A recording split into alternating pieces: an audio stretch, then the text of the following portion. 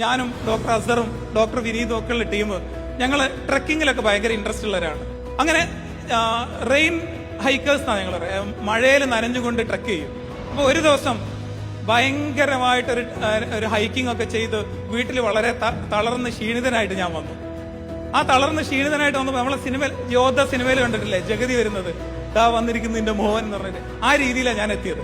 ആ സമയത്ത് ഞാൻ ഉമ്മന്റെ അടുത്ത് ഉമ്മ ചോദിച്ചു, മോനെ ഇന്ന് നിങ്ങൾ എവിടെ ട്രക്കിങ്ങിന് പോയത്? ഞാൻ പറഞ്ഞു, ഉമ്മ അത് ട്രക്കിംഗ് അല്ല, ട്രക്കിംഗ് എന്ന് പറഞ്ഞാൽ 2 ദിവസത്തിൽ കൂടുതലൊക്കെ പോകുന്ന സാധനത്തിനാണ്, ഇതിനെ ഹൈക്കിംഗ് എന്നാന്ന് പറയാം. നമ്മൾ കുറച്ചൊരു ഹൈപ്പൊക്കെ ആക്കിയിട്ട് പറഞ്ഞു. ആയിക്കോട്ടെ, ഇന്ന് എത്ര ദൂരം നടന്നു? 15 കിലോമീറ്റർ. 15 കിലോമീറ്റർ എന്ന് പറഞ്ഞാൽ എത്ര? ഞാൻ പറഞ്ഞു, ഈങ്ങാപ്പുഴന്ന് കൊടുവള്ളി വരെ പോകുന്നു. പടച്ചോനെ, അത്രയും നടന്നോ? നടന്നു. ഭയങ്കര ആവേശമായിട്ടോ. അപ്പൊ ഓക്കെ, മോനെ എങ്ങോട്ടാ പോയത്? ഞാൻ പറഞ്ഞു, കുളമലക്ക്. ഉമ്മ ചിരിച്ചു. ഉമ്മ ഭയങ്കര ചിരി. എന്താണെന്നറിയോ, ഒരുപാട് വർഷങ്ങളോളം ഞങ്ങളെ വളർത്താൻ വേണ്ടിയിട്ട് ഉമ്മ കൂലിപ്പണിക്ക് നടന്നു കയറിയിരുന്ന മലയാണ് കുളമല. ഞങ്ങളത് ഇന്ന് പ്രോട്ടീൻ ഫുഡും എനർജി ഡ്രിങ്കൊക്കെ കുടിച്ചുകൊണ്ട് ഇന്ന് ഒരു ദിവസം കയറിയപ്പോ ഞങ്ങൾ ഒരുപാട് തളർന്നുപോയി.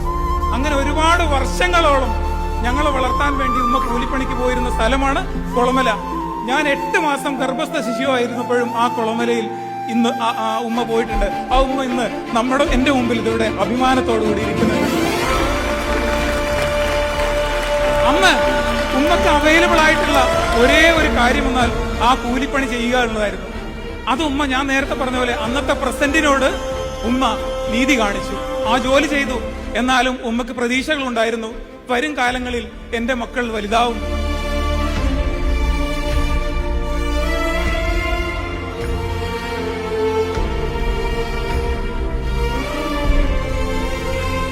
ഇന്ന് കേരളത്തിലെ ഏറ്റവും വലിയ ബിസിനസ് അഡ്മിനിസ്ട്രേഷൻ ആൻഡ് ഹോസ്പിറ്റൽ മാനേജ്മെന്റിന്റെ കോൺവെക്കേഷനിൽ ഇങ്ങനെ ഒരു ചെയർമാനായിട്ട് സംസാരിക്കാൻ എനിക്ക് കഴിയുന്നുണ്ടെങ്കിൽ അത് ഉമ്മയ്ക്ക് വേണ്ടി ജീവിച്ചതല്ല, ഉമ്മ ഞങ്ങൾക്ക് വേണ്ടി ജീവിച്ചാണ്. അതുകൊണ്ടാണ് ഞാൻ പറയുന്നത്, അതുപോലെയുള്ള പേരൻസ് അവർക്ക് വേണ്ടിയല്ല, നിങ്ങൾക്ക് വേണ്ടി ജീവിക്കുന്നതുകൊണ്ടാണ്.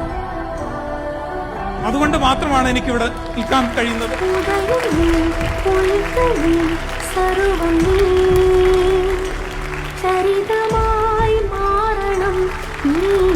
ഇന്നത്തെ ഈ പരിപാടിയിലെ എന്റെ എല്ലാ സന്തോഷങ്ങളും ഞാൻ എന്റെ ഉമ്മയ്ക്ക് വേണ്ടി ഡെഡിക്കേറ്റ് ചെയ്യണം. ഉമ്മ, ഐ ലവ് യു.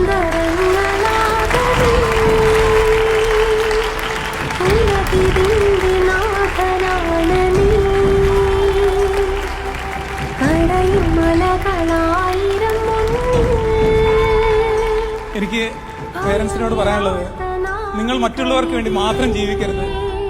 കുറച്ചെങ്കിലും നിങ്ങൾക്ക് വേണ്ടി ജീവിക്കണം.